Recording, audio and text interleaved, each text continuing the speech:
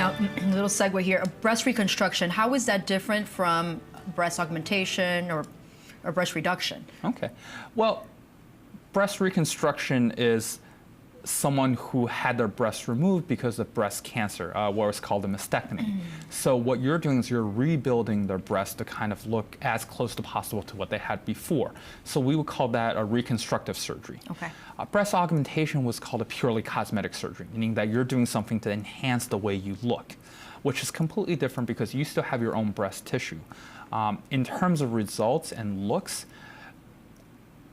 never say never, but it's always very hard for someone who has breast reconstruction to have a cosmetic look. Right. And that's the one thing I always stress to my patients is that even though sometimes in a breast reconstruction we're using implants, it's not a breast augmentation, meaning that they're not here to enhance their looks, they're here to restore what they looked like before after their mastectomy. And that's such a great point, doctor, and it's something that actually you specialize in. Is this true? Yes, so my practice generalizes in breast reconstruction and breast cosmetic surgery. So it's really important when you talk to patients, and I think that's why it's really important to have that rapport with your patients and talk to them about realistic expectation.